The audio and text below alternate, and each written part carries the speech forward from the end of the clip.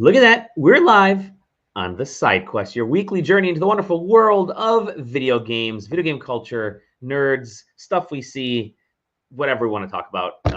I'm Dolly Demowski. You already know me. But joining us, brand new, fresh face.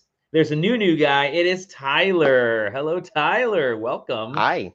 Yes, it's been fun. Yeah, so first time far. on the show. Yeah, you actually. So, quick backstory.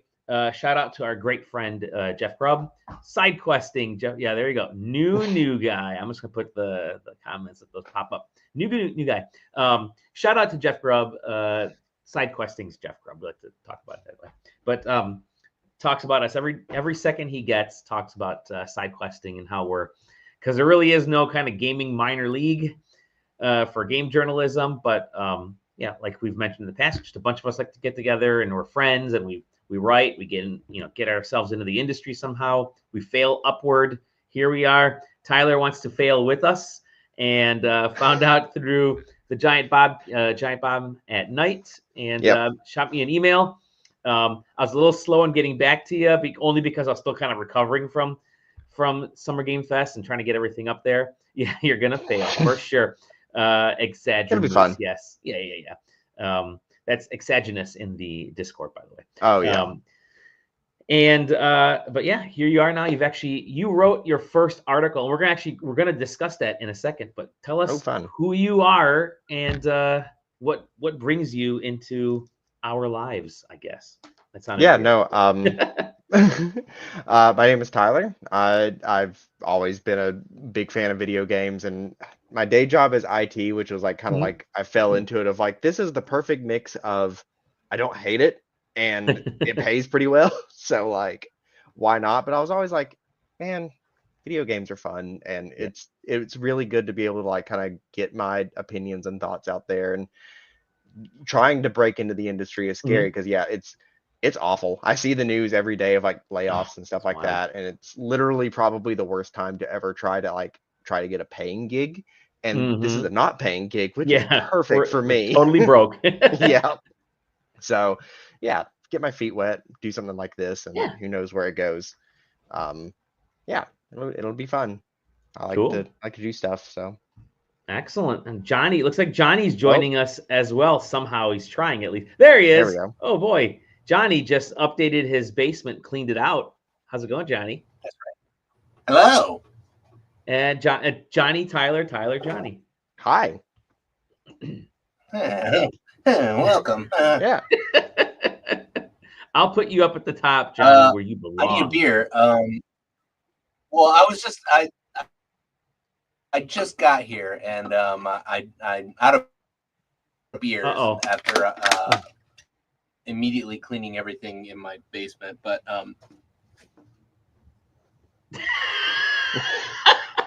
the most Johnny move thing possible, just disappears. Good. Cleaned his basement. Very nice. No, but to your point, Tyler, wait till Johnny gets back.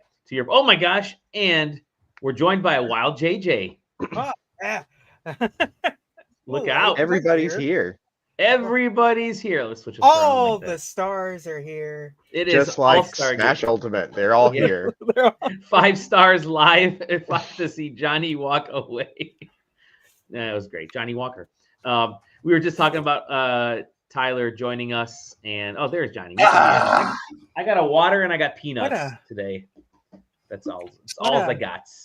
But yeah, Tyler wanted to get his foot into the door into the games journalism side of things, and figured, like he said, none of us are paid at SideQuest. In fact, we lose money doing this stuff, but we do our best. You're not paid? I'm paid. Johnny, can you pay us? Yeah. We're all financially recovering from PAX East. Yeah, we're still, I'm still financially recovering from PAX East 2018 in a way. It's fun. We get, like we said, we get together, we do podcasts, we talk about games. Johnny dances in front of the camera there, in extremely poor network that he has. Yeah. It's great. We got a 140 Johnny over there. But we got Johnny has a cool shirt. Tyler has a cool shirt. JJ, do you have a cool shirt? Yeah, It's a Superman shirt. Hawaiian shirt. Mine is boring. That's cool. Mine's from Kohl's, so nothing special. Yeah. But Kohl's is where I shop the most. So unfortunately, I do have the cool hat that Is it Sam bad? gave me. So that's the Sam Is hat. it pretty yeah. bad? the Sam hat. But yeah, we're live. We're gonna chat a little bit about some of the news and what we've been playing. We'll try to blaze through this in an hour or less if we can, and kind of go from there. Let's talk about the news. I'm gonna try doing like audio stingers and bumpers in front of different. No. Yeah, Really? I mean, might as well. Why not? Just Why not? mouth noises. Johnny, you say you gotta- something about the news. Just tell us we're getting into the news. Start spreading the news. I said Johnny, not JJ. What the heck, I man? am technically a Johnny, if you think. That's true. You are. You know what? You're right. 2 Johnnies, a Tyler, and a Dolly. I'm There sorry. you go. Good stuff. That sounds like a weird bar joke. I love it. Yeah. Yeah. 2 Tylers, a Johnny, and a Dolly try to podcast, and The Dolly news, goes off topic. you know, as we've all heard it. We've all heard it, and shut the fuck up. We are past that 5-minute mark, so it's all good. Before we get into the news, I do want to. Everyone knows that the. Okay. Can you guys hear me? We kind of hear you. No. Yeah. I mean, You're There's just somewhere. delayed. Oh god. I don't think the basement's quite ready yet, Johnny. I don't know. Yeah. I don't know. I don't think the Wi-Fi's are getting down there super well. Yeah. My Wi-Fi router. So You got the Epstein files down there. That's why you got the list. It's right there. The list is right there. Show us the list, Johnny. .txt. Right? Yeah, it's a TXT file. Yeah. I do want to thank again our Patreon sponsor before we get into the news. Thank you to Punctified, who is the executive. PUNKDEFIED over on the socials. Hang out with him all the time. Thank you to Stefan Swanland, Zero the Prototype, Exaginous, not to be confused with Exagermoose, and Jeff Grubb. Thank you to our producer levels. You guys are awesome. And you too can be a Patreon member. We've been doing game nights. We are probably going to do sort of a Street Fighter 6-ish game night coming up here too. So that could be a lot of fun. Johnny didn't try to fix his connection, which is totally cool with us. But so yeah, get if you can. If you don't want to, totally fine either way. Yeah, it is better, Johnny. It is better. Yeah. We still love you either way. hey, all right, cool. Just wave to us and say hello, and that's all good. Anyways, so let's get into the news. I have a couple fun little stories here. If I can figure out how to do this, they changed all the icons on StreamYard in the last week. You can't do that to old man. Yeah. So I went to Universal Studios a couple weeks back. Apparently, they got the memo that I was there hopping around Donkey Kong Country because Nintendo and Universal are planning a Donkey Kong movie. The copyright filing, this is kind of breaking everywhere, but there's a copyright filing that stated Nintendo and Universal there's an untitled Donkey Kong property movie. And it was made in May of this year. There it is, right there, the beautiful filing right there. You can see, I guess I've been talking about Universal so much, it's starting to show up on the side, the advertising. They got me. I don't shop at Meijer, so I don't know why that's there, unless one of you do. So anyways, date of execution, yeah. Look at that. The same month that Universal Studios Epic Universe opened is when the Donkey Kong, so these may actually be sort of connected in a weird way. Yeah. These kinds of things are always super weird, especially with movie and stuff like this, because like, yeah, of course there's at least like a Donkey Kong movie being like worked on. Like there's an everything movie being worked on at everywhere. So it really makes the most sense after like the first Mario movie and now they're gonna do a second one. Obviously Donkey Kong is like coming back bigger than ever with Bonanza as well. So and the game, like the design of the new Donkey Kong is clearly very like the two are connected in a way. Oh, they like, love it. Yeah. They got that redesign for the movie, and we're like, now wait a minute, these guys are cooking. I can't wait. Probably to see the best like little redesign. Yeah, Nintendo doesn't do a whole hell of a lot of redesigning, so it's always nice when you see like, oh, this is a nice, like, it makes Donkey Kong look like a character and not just like a mascot. Yep. And you know, they may not. A lot of this may not come to fruition, but you have to kind of copyright it because Donkey Kong's really popular right now, and they're really pushing. Like you said, they're really pushing him, and better to get this copyrighted. They may, again, it may not turn in anything because we do see these copyrights not end up being used sometimes, which means they would run out. But typically, you copyright something like this if you are intending to use it.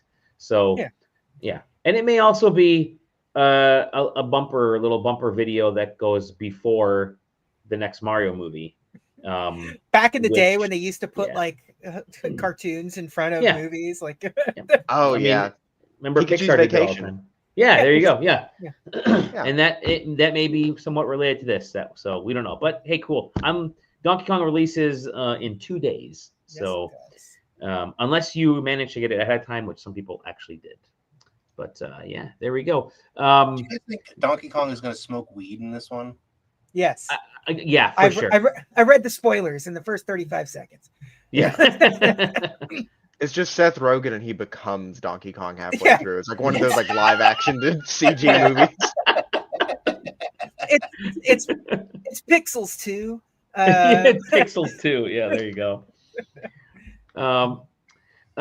In more not good news, sources suggest that staff laid off at King. Remember, that was one of the Activision Blizzard. That's the K in ABK. That's the K in ABK. Are going to be replaced by. By the way, it's funny too because of the three, this is the biggest one. Exactly. They're going to be replaced by the AI tools they helped create. Can't wait to see like AI trying to recreate. An AI trying to recreate Candy Crush and making it completely unplayable. It's gonna be great. Oh man, is it playable now though? It kind of think like wobbly candy that doesn't really like the colors never they change on the fly.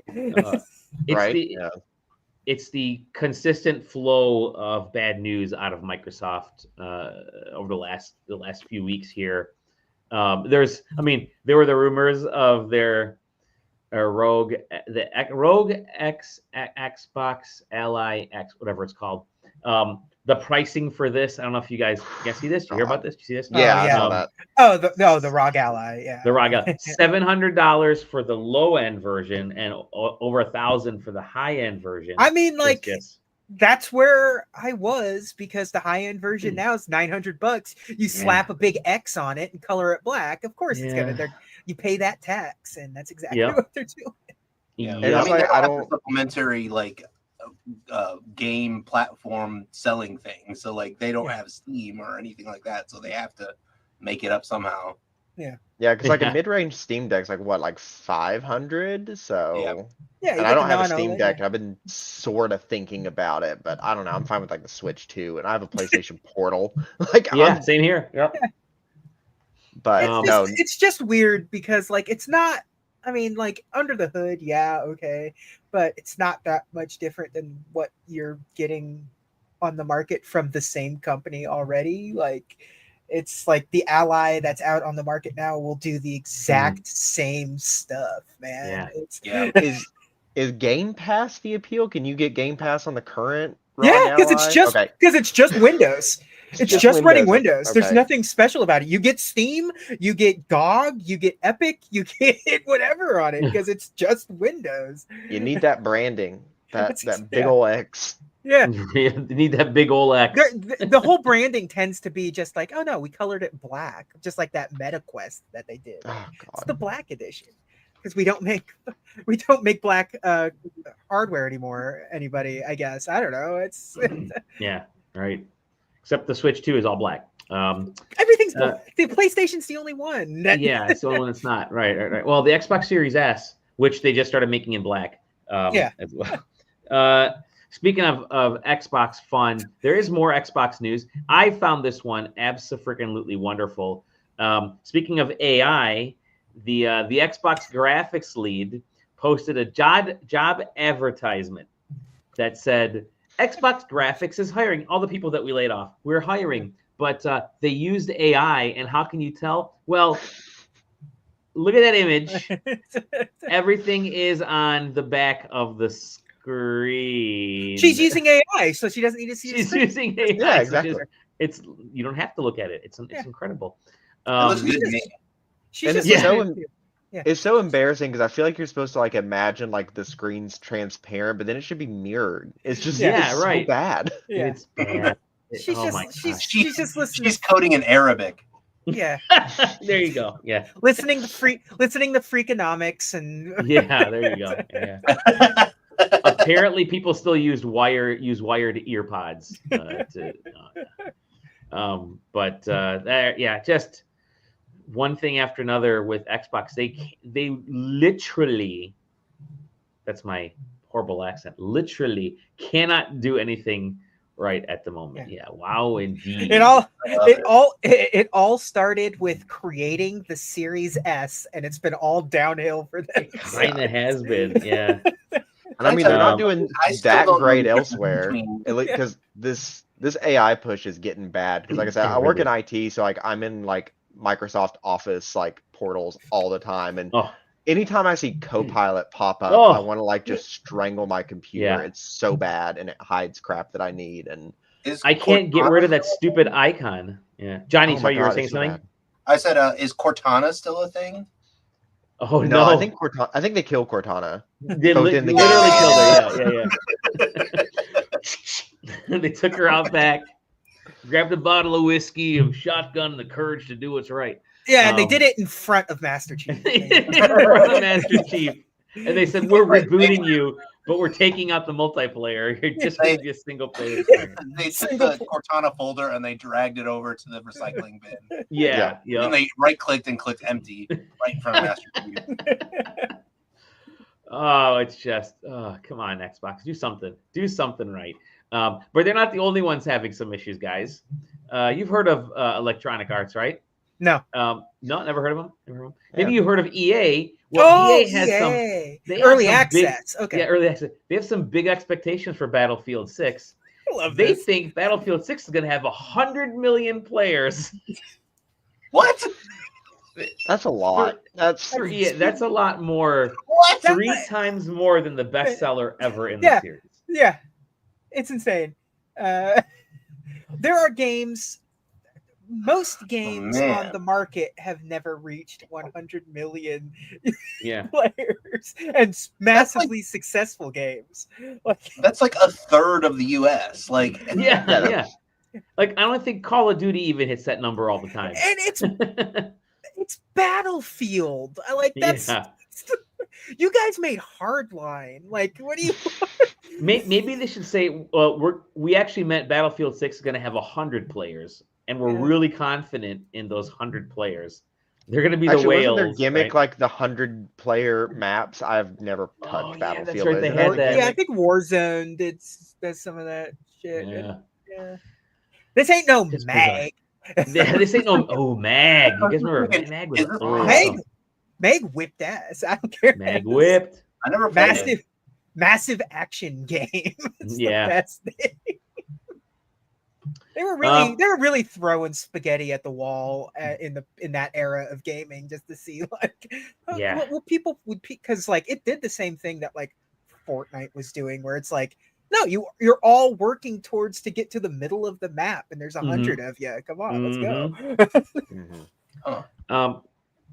One more quick little article. Tyler's first article, actually. Digimon story Time Stranger. More details were revealed. Yeah, tell us about this, Tyler. Yeah, so they did a whole like Bandai Namco summer showcase event, and it was, they opened it up. We had like My Hero Academia All's Justice, which I think is like the next. I think they're all like fighting games, and this one's like all in like the final arc for My Hero Academia. Up next. Yeah. And they ended the show with just like this big old deep dive onto Digimon Story Time Stranger, which is the next entry in the Digimon Story series, which is like basically like a monster collector turn-based RPG, kind of like Shin Megami Tensei, Persona. Cyber Sleuth was like, I think, what was it, like 2015? I wrote the article. I can't even remember now. 2015, 2016. It's been like 10 years. Yeah. And then they had like a little interquel, like Hacker's Memory, which is like at the same time with a different character. And this is a whole new story. We're going to the digital world, which we haven't been in Cyber Sleuth. Cyber Sleuth was like all inside of like Cyberspace Eden, which is like, kind of looked like the internet from Digimon Adventure Our War Game, the movie, which is really good. And the dungeons get a little repetitive in Cyber Sleuth. I've been replaying it, and Kowloon, the like bluish, like sort of like main dungeon area, gets real repetitive after a while. But the digital world looks really good. It's like a new version because it's like Iliad. It's like on a different server or host computer than what we've seen in like some of the show and the other games. So it's shaping up to be really good. We've got, I think they said like 450 Digimon that are going to be in this, and a lot of like fan favorites are poking their heads out.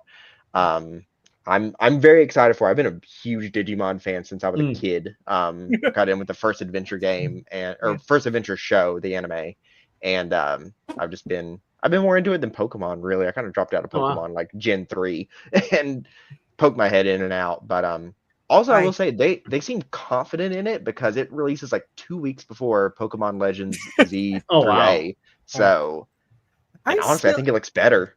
I still have my like middle school Digimon virtual pet.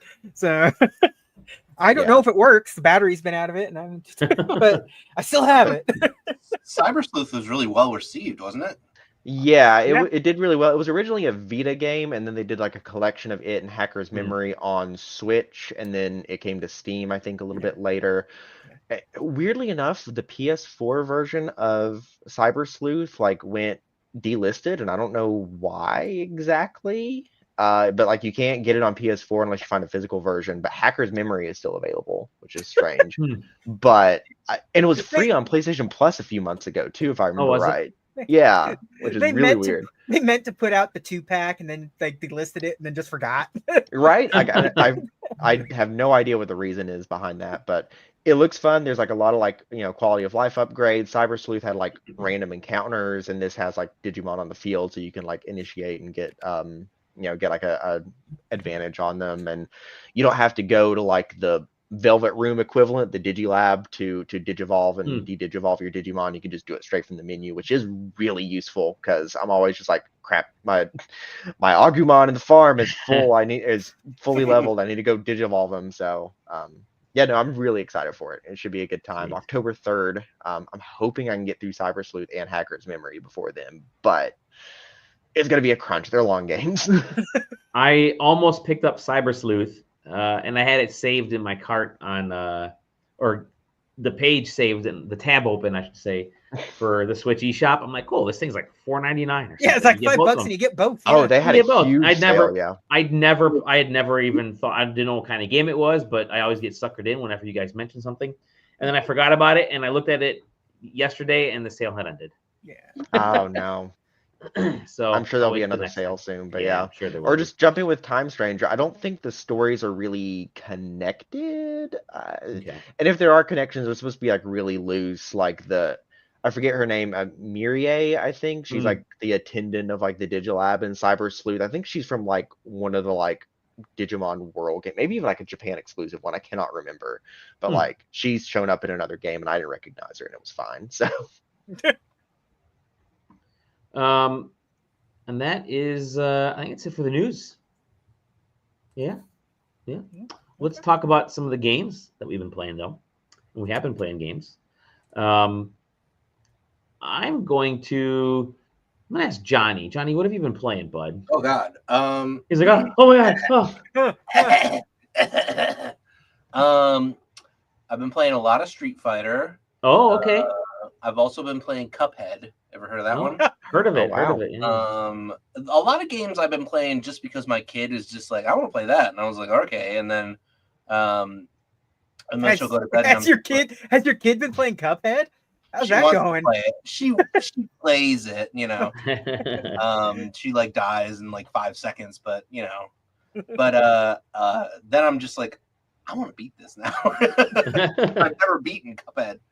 So I played that, and then the thing that I've been really getting into is Warhammer 40K Dark Tide. Just getting really into it, and leveled one of my characters up to level 30, which is the max level. They just came out with a new class called the Arbitrator, and they've got a dog, which is cool. But I haven't dropped money on that yet. But extremely good game. Way better than Vermintide, in my opinion. And what else have I been playing? I was playing the Persona 5 mobile game, and then it was just like you need to download about 8 gigabytes worth of stuff. Oh yeah. I was like, never mind. Yes. I downloaded that on my tablet and it ran terribly, and I'm like, I don't need a gacha game on my computer. I mean, I probably should not do that. It looks good. I mean, and honestly, I played through like the prologue and stuff, and that was really, you know, it was Persona. It was very Persona 5. And I was excited to like do that and just, you know, chill out. It starts you off in the same like intro, like in the casino and stuff. And I think it like supposed to like is flickering between like Joker and Wonder. I was a little concerned with that because I was just like, are they just gonna make me play Persona 5 again? Like, because I don't want to do that. That's joke's on you. You just pay for Personas instead. Yeah. But those are pretty much the games that I'm playing. Cool. I'm excited for side questing in Street Fighter 6. That'll be super fun. You know what? Let's just talk about that because I have also been playing Street Fighter 6, and I'm gonna hit the screen. There we go. Ever heard of it? Yeah. So I'm playing Street Fighter 6 as well, and I'm an old school Street Fighter guy. I think as I was telling the story, I used to play at bowling alley arcades all the time, and played Street Fighter 2 there, the OG Street Fighter 2, and then they Rainbow Edition. Yeah, and they kept on. You know, what did I have like 8 fighters total or something like that? The original one. Do you have to put your quarter up and everything? Yeah, you have to quarter up. Yeah. Back in my day, no, and I like fell in love with Street Fighter. Played it on the Super NES. I think I owned like every Super NES version. Then our neighbor had the Champion Edition for the Genesis, and we just laughed. Poor kid. But I was sick for Street Fighter, and then it just kind of went away. I kind of just didn't get, I think got into Mortal Kombat, went to college, got into Killer Instinct, and hadn't really gotten back into Street Fighter. I've owned Street Fighter a few times. I think I have the 3DS version, right? Street Fighter 4, which actually is surprisingly competent in a weird way. It's better really than it has any right to be. Totally. And looks better than it has any right to look. It was like a launch title, wasn't it? Yeah, I think so. Yeah. It was. Yeah. Yep. And that was like one of the only interesting launch titles, if I remember right. Because it was that in 3D. Excuse me. Ghost Recon was an absolutely killer launch title. Surprisingly. What about Pilot Wings? Was that launch title or no? I think it was. It may have been. What the Steel Battalion? Steel Diver. Steel Diver. Yeah, it was Steel Battalion. Steel Battalion in the 3DS. My whole mech controller with my 3DS just like. That's how we played Kid Icarus. So I've been playing 6. I'm playing on the Switch, and unlike you, Johnny, who we kind of talked about, I've started with the sort of the role playing game. What is it? Fighting Ground? Is that what it is? I forget. World Tour. Yeah. On the screen right now. World Tour. There you go. Yeah. World Tour. Yeah. So I started with that, and it's like an RPG light, and you can get OP very quickly. It has a very Yakuza style. It does. Thing going I love just walking up to someone, and you can either talk to them or just beat the crap out of them. Like it's the 2 options. It doesn't matter who. It absolutely does not matter who it is. You could just walk up to them and just be like, "We're fighting," and they're like, "Yeah, all right." Well, that's how they say hello. The first things that you do is like fight like a guy that sells pizza. Like, yeah. He's like, "What do you want me to do with this?" It's funny, like Metro City has been absolutely wiped of crime, but fighting isn't fighting randomly. It's mutual. It's mutual. When it's and maybe that's the answer to society's problems is just have fights. Like, have fights mutual be allowed. combat. Just have the world be the Kumatai. It's great. When I was like 9 years old, I was like, why don't we just settle wars with like a Halo match instead, and then nobody dies? I still think that's the right way to go. I was like that too. I mean, they kind of have done that because they pretty much just send drones in everywhere now. Yeah. So. But I'm digging Street Fighter 6, and I've played some online. Started up the SideQuesting club, which Johnny, you're a part of, Zach's a part of, and JJ is a part of. Yeah. So it's Tyler, we're looking at you, buddy. Tyler. I don't know, man. Besides Smash, I've never really touched many fighting games. I've maybe touched a little bit of Mortal Kombat 2, and in high school my friends were really into Naruto Ultimate Ninja Storm. And I've only seen a little bit of Naruto, and I hadn't seen any at the time, so I was just like, cool, I don't know what's going on. There was a hot minute where they were just doing surprisingly good anime fighters and stuff. Those Ninja Storm games are actually pretty good, and Dragon Ball routinely has Dragon Ball Fighter Z was. I was gonna say everybody's really hot on Z still. Fighters, whatever. Budokai was great. Budokai and aren't they? Fighters. Yeah. Aren't they bringing back Budokai? Isn't there? Yeah, they're doing something. Yeah. I don't know what the feeling is on those My Hero Academia games, because they did announce that All's Justice at the. We bought one because my daughter's a My Hero fanatic, so I haven't started playing it though. So I'll give it a shot. I bought the first one of those. Boku no Academy. Gotta use real time. Boku no Academy. I like the One Punch Man fighting game because if you choose the titular One Punch Man, because it's a tag, he spends the entire fight running towards the fight with the other fighters, and you have until he gets there, and if you can't beat your opponents before he gets there, it is game over. He comes in and it's so good. It's a beautiful concept. It's dumb. I've never seen One Punch Man. I really should watch. Yeah, I never seen it. It's quite enjoyable. So we're playing this. Johnny, tell me about what your thoughts on Street Fighter 6. I think Street Fighter 6 is really good. It's my previous I did play a little bit of Street Fighter 5, not as much Street Fighter 4 though. Street Fighter 4 was unbelievably good. But Street Fighter 6, I feel like it is sort of just such a refinement of what they want to do with this game and this system that I don't know. It's just it's the fighting game right now. So it's this game. It's Street Fighter 6 and maybe I don't know, Guilty Gear Strive and Tekken 8, and that's the big three right now. Yeah, maybe City of what is it? City of Wolves or something. City of Wolves. Yeah, it's working its way up the ranks. It's not as hot. Kind of underperformed at launch, but the hardcore fighters are all in. I mean, I've always been a big, King of Fighters. Mark of the Wolves, the original Mark of the Wolves, is one of my favorite fighting games of all time.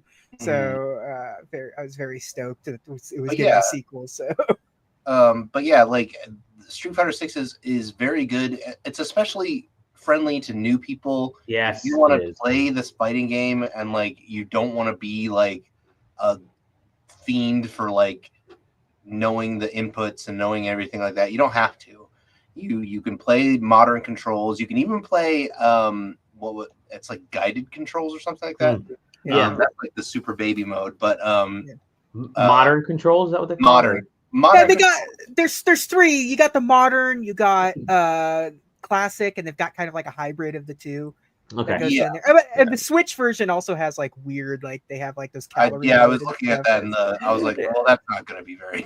No. Yeah. The motion one is actually a stupid fun little mode, and you're literally just like shaking the Joy-Con to create moves. It's something that you will try maybe with your 8 and 10-year-old nephews, and that's the only time you'll ever use that mode. But modern controls are really good. You can there's it's not necessarily like super top tier, but you don't need to worry about that. Like promise, like you don't need to worry. If you're thinking about playing this game, please don't worry about like getting to the top level. If you want to play modern controls, do it, because like the concepts are the same. You are, you're being presented with whatever character you're fighting against and whatever moves that they're trying to throw at you. You need to be able to perform those moves, and if you don't want to be like a weird nerd that wants to put in the inputs, then you don't have to be. So like you can still perform the moves. They are slightly less damaging, but if you can perform like an 8-hit combo with like minimal effort, then do it. That being said, I mean, that's exactly why Smash has taken off like so much, because it is like the easiest to pick up and play, which is why it's the only one I've really gotten into. I could just be Sonic and just run around and just sort of tap people and then stay alive for the majority of the match. So Greg thinks I'm cheating. Greg, I'll have you know, I'm one of those nerds that plays classic controls. I can't like modern controls. I can't help myself. Like if I try modern controls, I'm still doing my standard inputs, and like, why didn't that work? I'm like, oh wait, that's right. You have to like change your Street Fighter brain. Yeah, and that ain't happening. It's too late. So I'm in that kind of world tour mode. Can we change our? I mean, apart from, I know we can change clothing. Can we change their appearance? I haven't figured out if we can actually change their. Yeah. Okay. I don't know. I like my ugly man, so I don't. Well, I want to make mine look like Larry David. I'm on this Larry David kick where I'm trying to make every character look like Larry David in all the games. So skinny dude, balding like me. Yeah, I love it. I mean, I played online a bunch. I'm playing the World Tour. There is so much to do. Yeah, in this thing. There's a lot for everybody. Yeah, and like you said, it's surprisingly the tutorial welcoming. Sections, the training sections actually do teach you how to play Street Fighter. Yeah, they don't. There's like 4 different sections in the training section. Like you can learn whatever it is you want to learn. If you just want to practice, and it shows you your inputs, and it shows you the hitboxes, and it's showing you everything. Frame data. By default, it shows you frame data. So frame data, like it's Capcom made this as accessible as possible to like grow as a player. Like it's, and like even like things like the fighting grounds, where it's just like a cool little open hub where you can challenge people to fights, like online matches. And it's great. It's an absolutely wonderful Street Fighter. I'm screwed. It says the main story in the game in World Tour can take 17 and a half hours for the average person. For me, it will be about 72 hours. I'm looking at how long to beat. So but I'm enjoying it. I think it's awesome. And Zach is on another kick for gaming, and he's on Street Fighter right now. So he's, although he might have moved on to Mahjong by now, but it's he might be Mahjong or Destiny 2 or whatever. So we'll see. Yeah. But let's all share our main characters. By the way, we need to share our mains. Oh yeah. I'm Blanca. Ooh, Blanca. Yeah. Fancy. Always will be Cammy. Okay. I'm Zangief, baby. Nice. Zangief. That's it. It's Zangief. Thank you very much. His theme goes with everything. That's like the only thing I know about Street Fighter. So. Guile? No, that's Guile. Oh, Guile. Guile's theme goes with everything. That's right. That's Cody Rhodes, you mean? Cody Rhodes in the upcoming Street Fighter, the motion picture. Yeah. 2 WWE wrestlers. Yeah. Good old Tyler is playing something as well. And you just finished a run of you're in the run for the Yakuza games. You just finished one. Yes, yeah. So I played Yakuza 0 through like Kiwami 2 like a few years ago, and then kind of dropped out, and then I'm like, okay, I'm back in.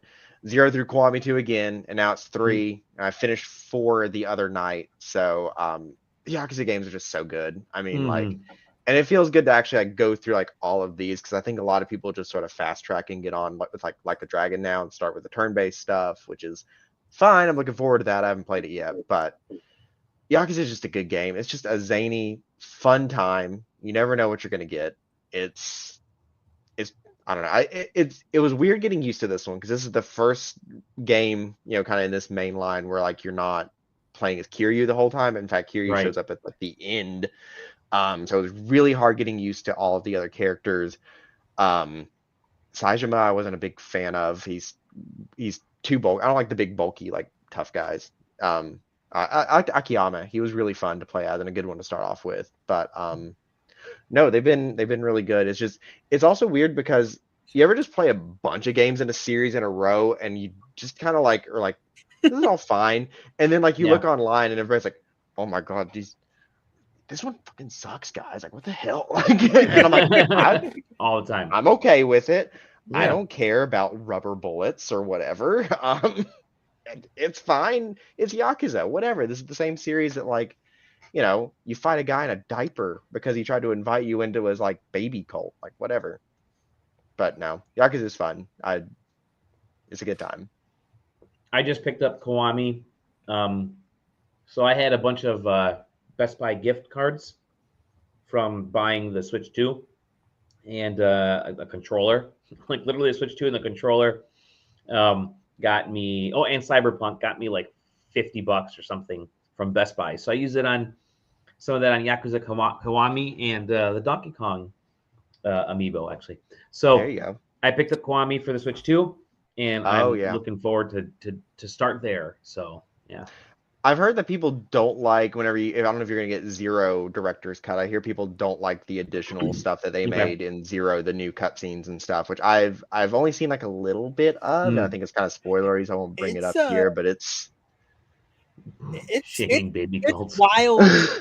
It's wild to hear that game in English. I do not like it. Oh, that's weird. Yeah. And I like an English dub. That was one of the things that I like pointed out about Digimon Story, actually, was that, you know, Time Stranger has an English dub, and that's great because I grew up on the English dub of Digimon. But Yakuza, it works for Yakuza. It's And I hear the cast is really good, especially in like the turn-based stuff. I think everybody loves Ichiban no matter what the language is. Kiryu's voice actor, I don't know, seems a little weak. He was also in like Persona as like one of the social links, Persona 3 Reload, and he was fine there, but I don't know if he's got the gravitas for Kiryu.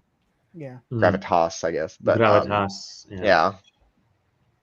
But yeah, no, it is, especially because I watched some of that footage. Matt Mercer's a great voice actor, but like it's hard to match Majima's energy. Yeah.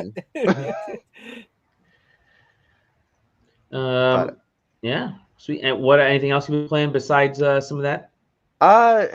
Digimon Story Cyber Sleuth is kind of what I've been mainly working through, and I've also been like sort of like working through like Resident Evil to maybe see if I can play them all like from start to finish before 9 comes out. It's before Tactics comes out, right? Is that yeah, exactly. Tactics, of course. But Resident Evil gotcha. I'm usually really strict on like playing games like in order, and Resident Evil was like the one series where like I never did that. I've never finished 4, and I've owned it like 3 different times. I got the Wii version and never finished it, and then the PS3 and 4 version. And I've never finished either. Yeah, I finished 5. That's only because it's like actually really fun co-op. It's really good. I would never play it alone. So whenever I get to 5, I'll have to convince my wife to play with me. Nice. But and 6, I played a little bit of 6, and Revelations 2 is another fun co-op one. I'm a 6 apologist. I think 6 is better than it was ever given credit for. Me and Corey, we both agree that 6 is actually a pretty good game. Leon's story was actually okay. I actually didn't mind like the really weird like final boss for that one. I think I owned 0, 5, and 6 on the Switch when they were always on sale for like $5. I think they're still on sale right now. Are they still on sale? All right, nice. I think you can get like the remake 0 for like $5. Yeah, there you go. But yeah, I finished Revelations with the Revelations Switch were good. I like the Revelations. The Switch 2 has actually like, boy howdy, did that fix that game in a significant way. Really? Okay. Yeah. Yeah.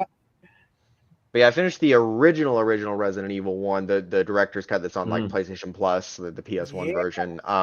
Played that as Jill. Probably gonna play remake as Chris just to kind of like mix it up some. I've never beaten remake as Chris. I'm kind of just spinning my wheels waiting for 2 and 3 to come to PlayStation Classics because that's where I want to play it. I have them on PC on GOG, but I'm not the best at those games. I like the rewind on the PlayStation versions. Yeah. So Yeah. especially because like the tank controls. I actually, again, the modern controls, if you're not used to the old ones, are really good in a lot of games actually. And tank controls is another one where it's like, yeah, I'm fine with just completely busting the AI on these zombies and just running around them in remake. So that'll be fun. But Resident Evil 1 remake was so good.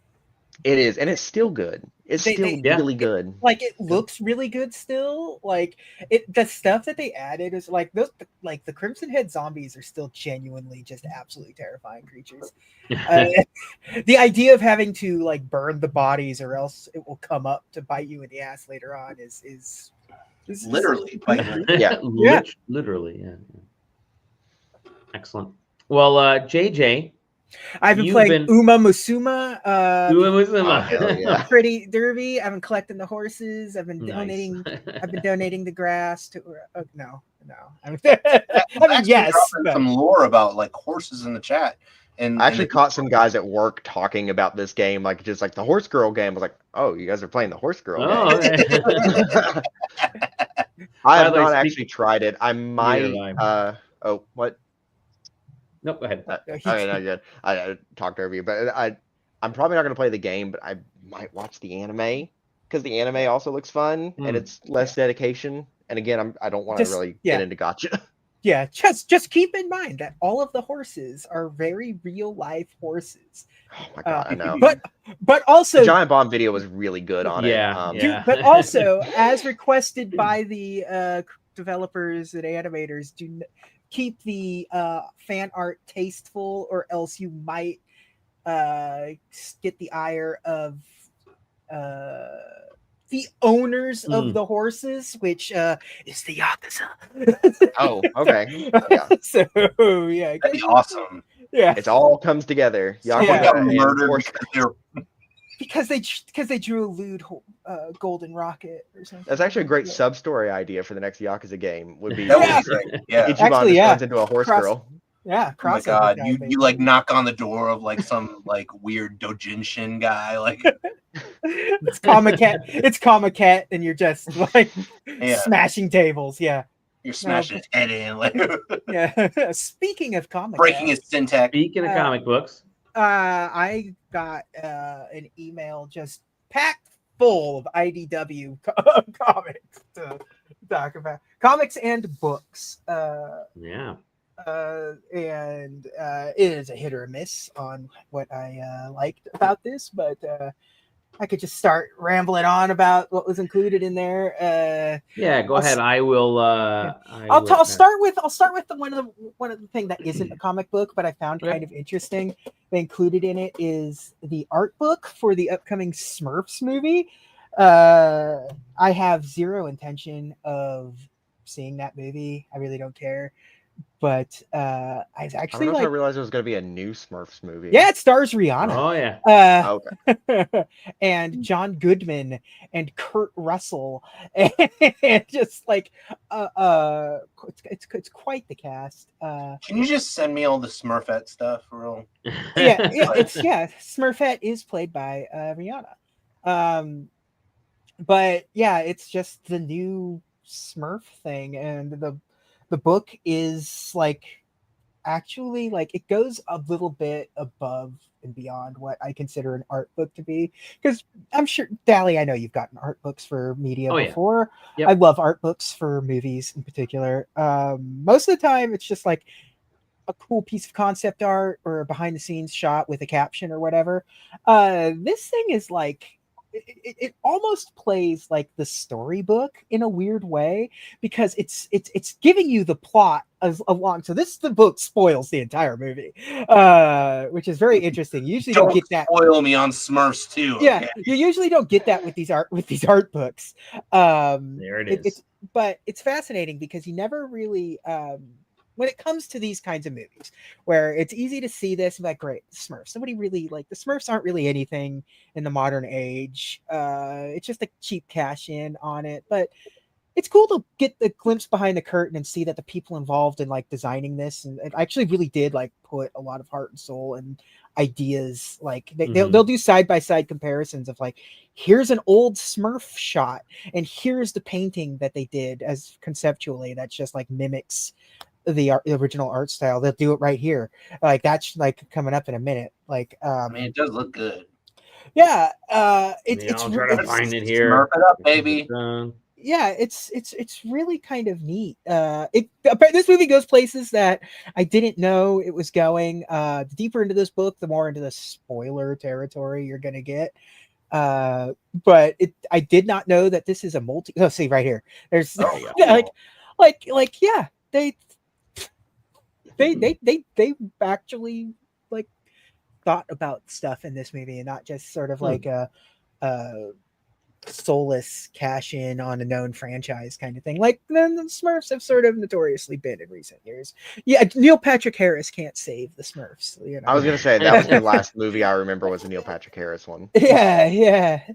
But no, this looks fine. I didn't know it. This is a multiverse movie because if you get to the back end of this book, it starts showing you some of the multiverse stuff that they end up finding themselves in, which is crazy.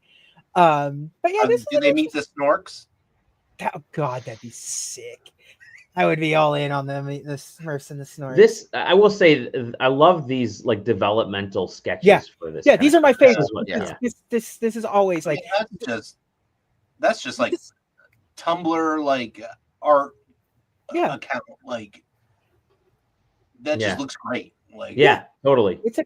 It's great and like it's unmistakably Smurfs. Like that's what's kind of cool about it. But yeah, I thought this is a fun little book. I feel like it didn't make me want to go see the new Smurfs movie, but like the art in it's really cool and it was kind of nice to get a much deeper look into the production. Like for the Smurfs movie, this book goes real deep into the production design and like ethics and like concepts that they were going for in this Smurfs movie. It's like it's actually more detailed than like any of the Marvel ones I ever got or whatever, you know. It's just like I'm gonna say, man, Hollywood has too much money. Hollywood has too much money, guys. Yeah. So yeah, that was a fun one. I liked there was a kids book comic in there called Carmopolis, the Land of Cars. And it's very if you look at it, it's very Dr. Seuss. It's very Seussian in how it's portrayed. Everyone is just like in cars on the move all the time. Like they live in cars. When they need to take a sleep, they like park their cars in a house kind of thing. And they're like, not actual cars. It's not like Cars, the Pixar movie. Yeah, it's not like it's not. Yeah, these are people that live in ridiculous giant Seussian cars. Oh, it's spelled with a K. Okay. K, yeah, and it's definitely. Did you know that there's a municipality in Brazil called Carmopolis with a C? Oh, okay. Well, you learn something new every day.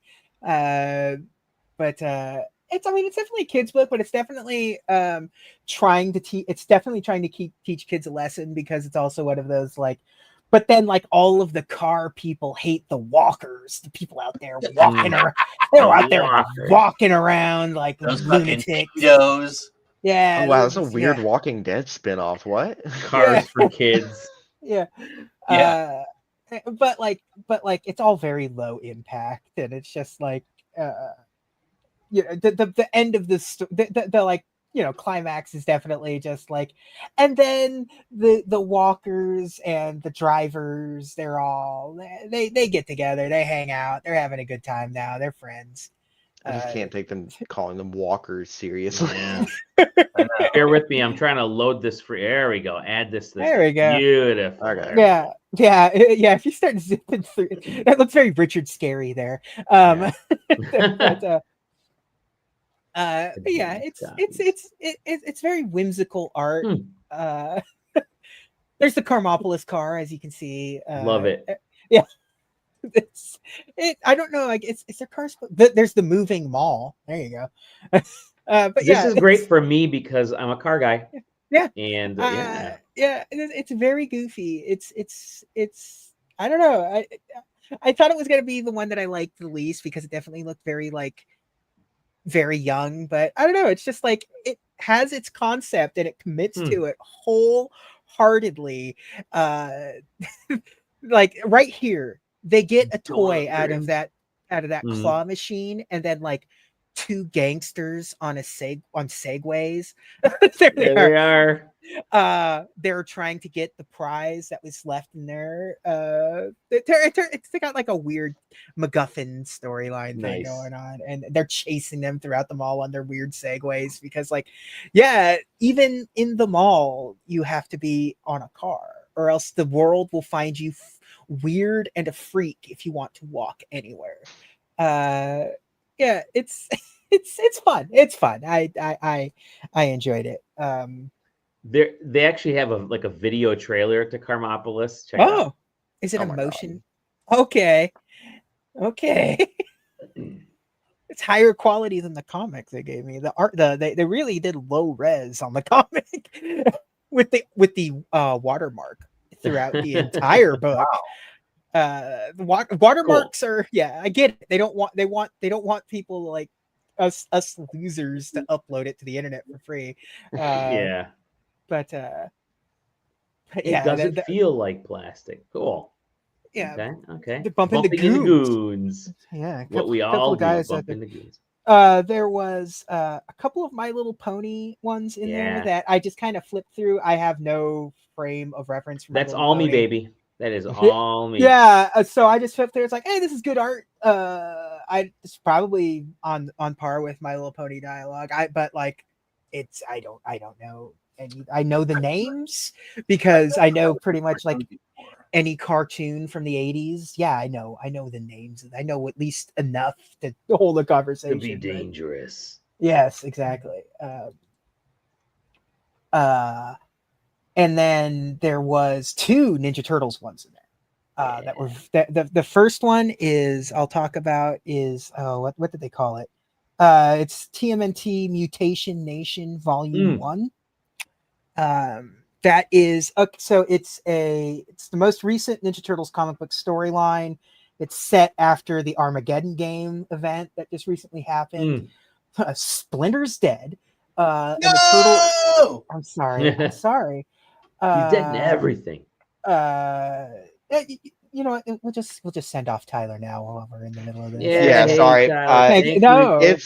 It's bedtime and my daughter is like refusing to let my wife put her down. So it's Chad's turn. I get to sit in the dark and scroll for 30 minutes. I completely get it. Yeah. Alrighty. I better get it. It was nice meeting you. Yeah, nice meeting you guys. I'll see if I can stay on for a full show sometime.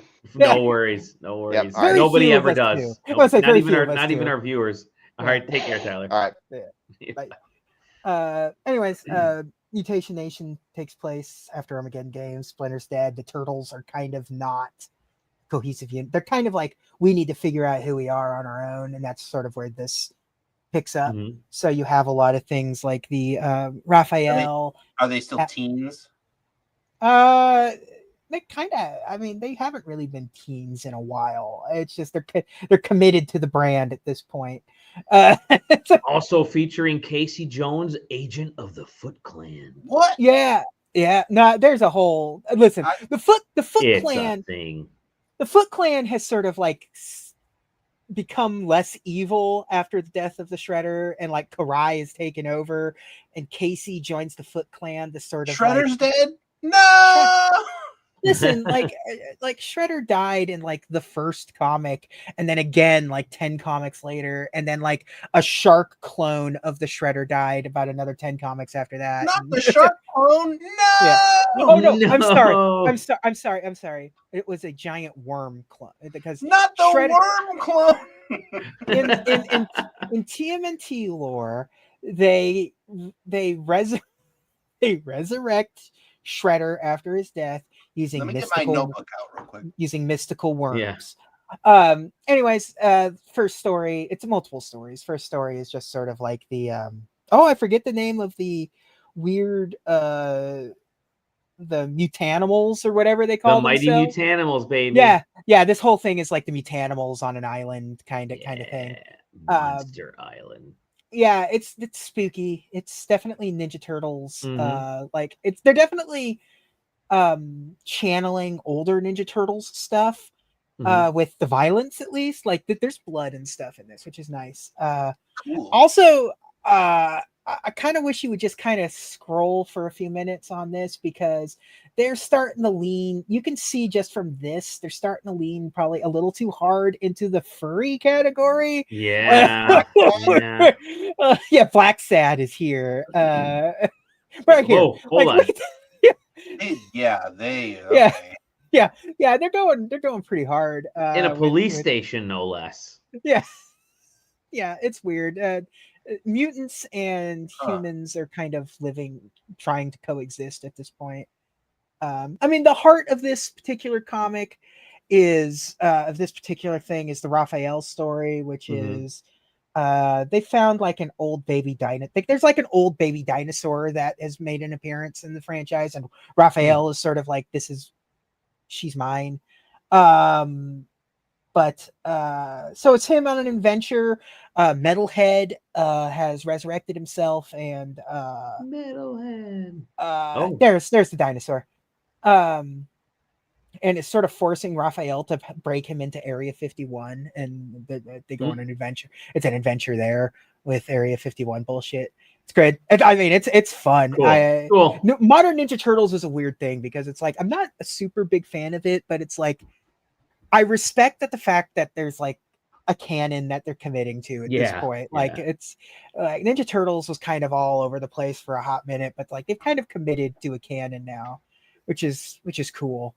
And the Casey Jones story is him like being trying to make the Foot Clan more neutral, while Karai, in order to quickly learn magic, has become possessed by an entity, by Johnny.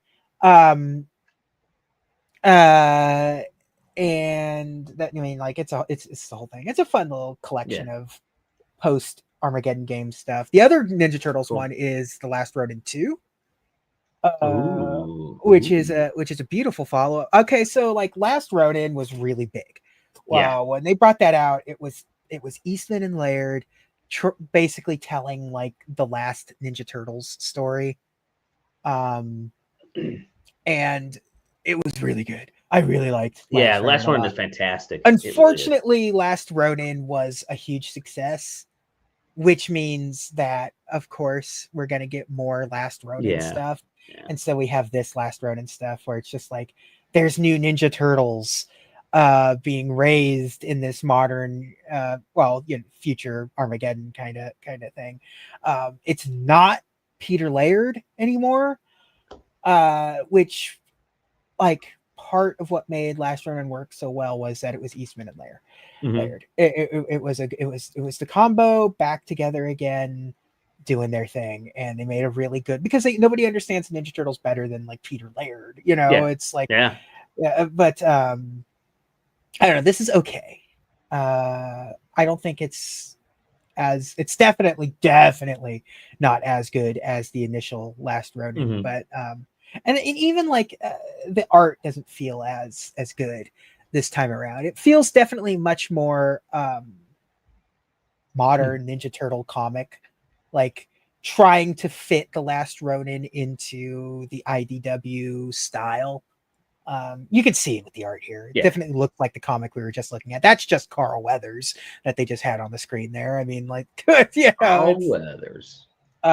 But yeah, I mean, it's good. It's just like coming off of Last Ronin. It's nothing. It's not as special. I don't even know if I'd necessarily recommend it unless you're a Ninja Turtles diehard. But I think it's worth a read if you read Last Ronin. It's a good follow up.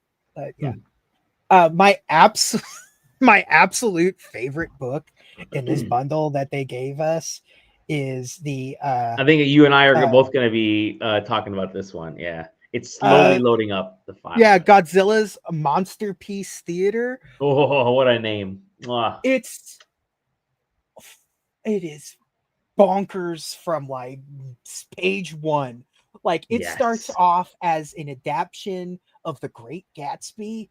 Like it starts with that with them, like him with Gatsby going off to the war and breaking up, you know, the couple. And then like the next page is the party, like, you know, him across the bay watching the party as the party breaks down. Only within like, you know, and then like page 4, Godzilla attacks the party and sort of just throws the Love Great it. Gatsby onto it.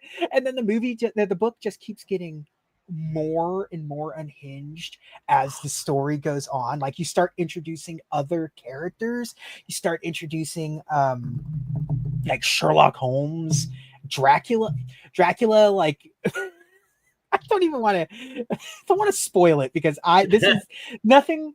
I could not recommend a comic anymore. Wow.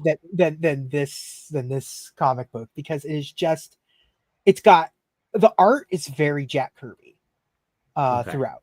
The story is absolutely creative. Like it's ridiculous. I wouldn't even necessarily think it's like good. It's just ridiculous. Well, it just starts with The Great Gatsby. Time Machinist. Yeah, the Time Machinist becomes a crucial part. It ends up with a fight between Godzilla and multiple Universal monsters. And I love this art style. It's so good. Yeah, it's so wild, man. That's a parody of Fantastic Four #1. Yeah. Where's Mole Man? Yeah. Here you go. See, it just starts off as The Great Gatsby. It does not try to hide. It is like, no, this is Great Gatsby. See, guys, it's fine. This is Great Gatsby.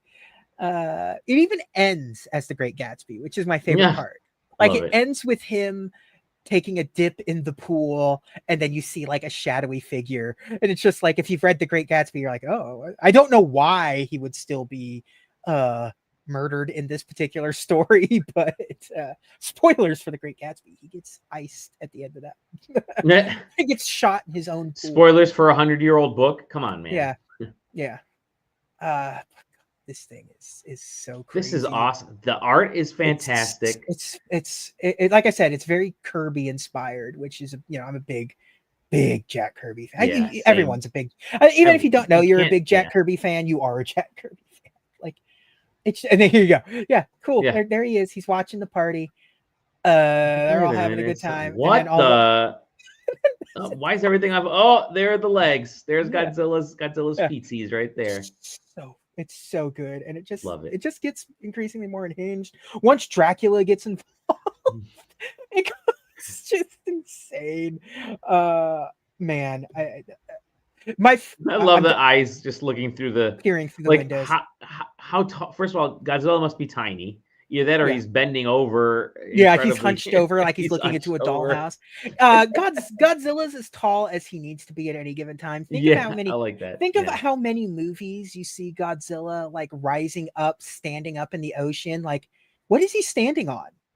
Like his whole, like he's up to his knees in the ocean.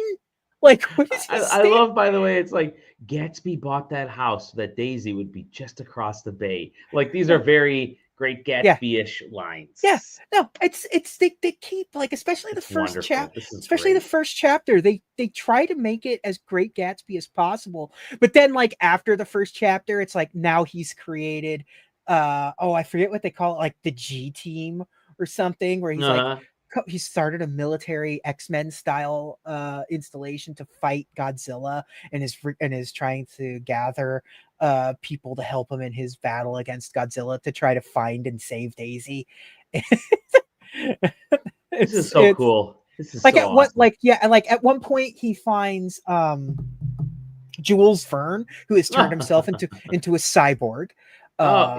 Which is very good. That's definitely what Jules Verne would do. And like there's other characters, other like real life people that he finds that don't want to have anything to do with him and stuff. It's wacky. And I think towards the end, this will be the one spoiler I give. Mm-hmm. He ends up getting turned into the Colossal Man. Like he gets grown, and you have, and I think it's Jules Verne. He's like, he truly is the Great Gatsby as he's become a giant. He truly is. It's so stupid. This is fantastic. So stupid. I love it. I love everything about this comic. This is highly recommendable. It gets my. If I had like a gold stamp, I would just.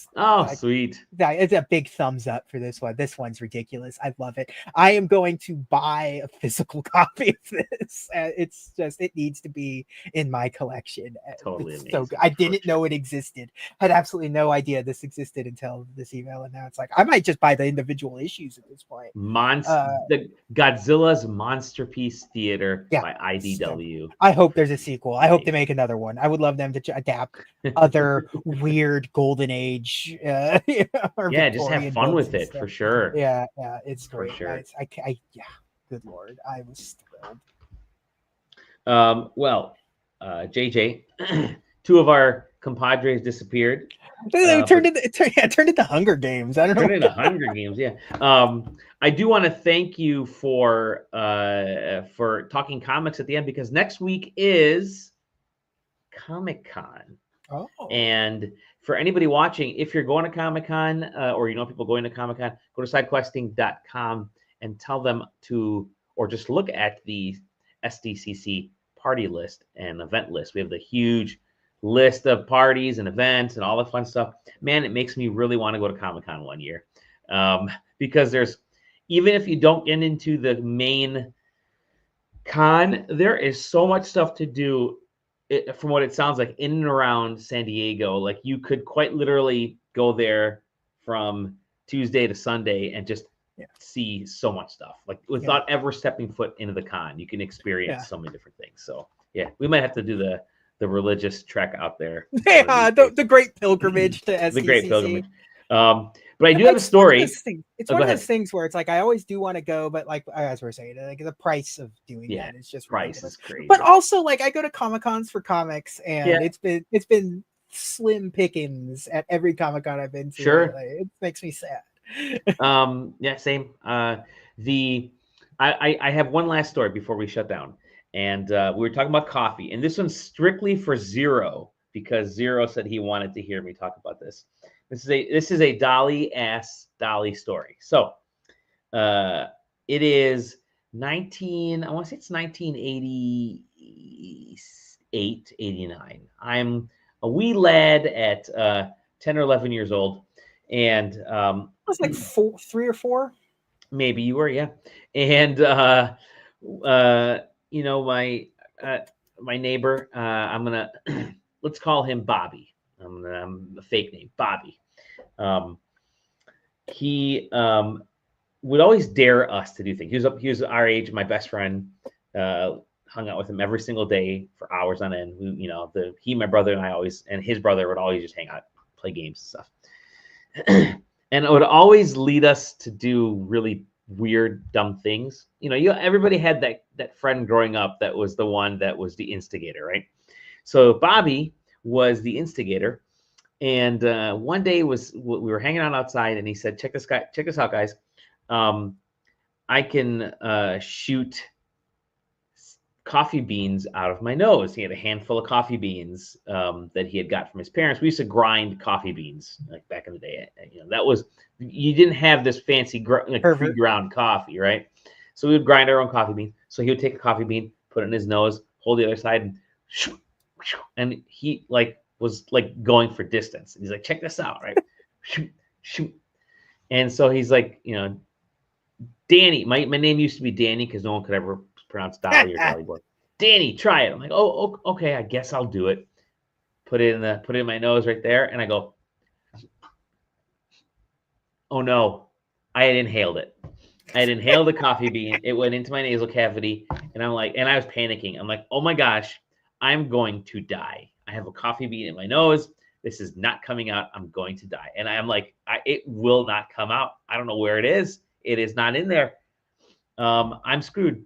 But I can't tell my parents. Meanwhile, Bobby and my brother are laughing at me. later that night, we're hanging out in the family living room, and our toy bin, so maybe I was more like 8 years old. Our toy bin was in the garage above the cars. My dad had kind of built the shelving system.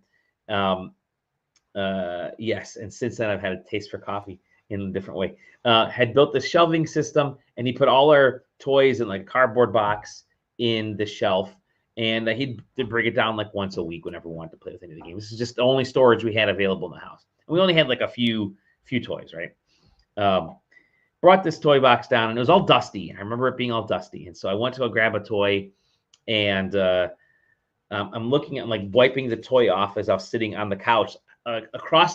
So the TV's at one end, and like maybe 20 feet back is the couch that under the half window that I was sitting, and I'm playing with like this broken transformer or whatever, and enough dust got into my face where I sneezed, and all I remember was me going, and then hearing tink, and I had hit the TV glass with the nostril coffee bean shot, and I immediately turned to my brother and I said, I think I just broke the record, and that was awesome. And never again have I shoved coffee beans up my nose, but I did develop a taste for coffee from that standpoint. That's pretty much just a plot line from an episode of The Adventures of Pete and Pete. Yeah, maybe, but very much also a Curb Your Enthusiasm finish for yours truly. So yeah, there you go, 1,000 points, bang. But I remember hearing the dink, and I'm like, oh, I was so happy they got it out. That was what changed my life. Never shoving things in my nose ever again, except for my finger. Just my finger goes in my nose, and that's it. With that said, that lovely story, visit us sidequesting.com. Hop in the Discord.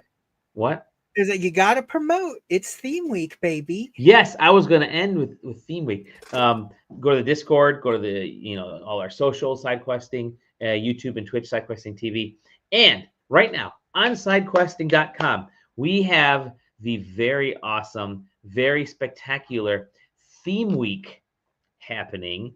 And I'm just going to show real quick some of the stuff that's already been showcased during theme week. You have your wonderful Comic Cam. I named it Comic Cam.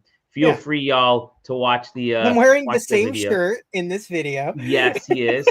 Soups. But JJ talks about some very meaningful comics to you. And I think that was very cool, especially like towards the end where you're talking about Superman. That was awesome. Definitely check that out because there is some really cool stuff in that JJ talks about in his collection. We also have, if I click that button, it goes to the community gallery of fun. You can find that here. Some of the folks in the Discord have given us some of the things that they've been collecting. Now we have a bunch of photos coming in. I just realized that the banner is just my DVD my Blu-ray collection. Yes, and that'll be in the next and that may be here. That'll be in the next gallery. I'm gonna do probably up to 3 galleries at least. I'm gonna try to get one a day if I can. But yeah, some great. Jake got some stuff. Stefan has some cool things that he submitted. Ridiculous movies. I love it. Yeah, some crazy movies.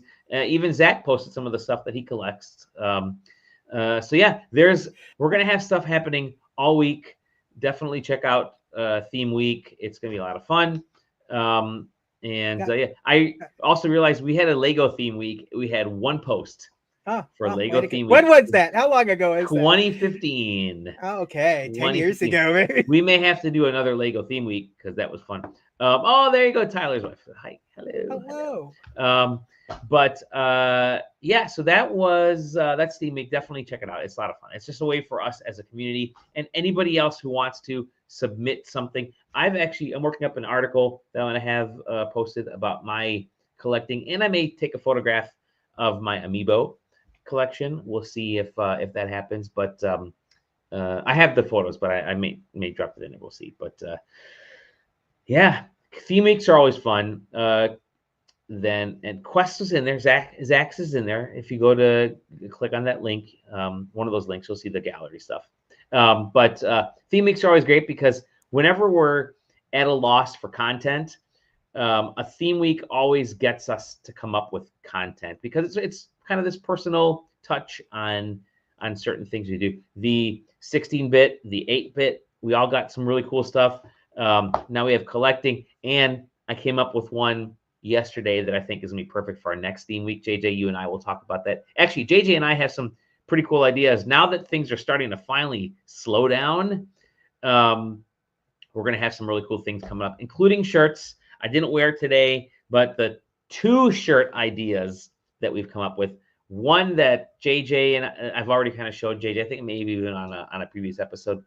And the second one, which I think is just phenomenal, very cool t-shirt that again will help pay off SideQuest many bills, monthly bills. With that said, definitely check us out all those places. We love you. Thank you again to Tyler. Thank you to Johnny. Thank you to JJ. Thank you to all our lovely viewers right there. All those great comments. Chatters. Yeah. And we'll see you on the next episode of The Side Quest. Bye-bye. Take care, everybody. Have a wonderful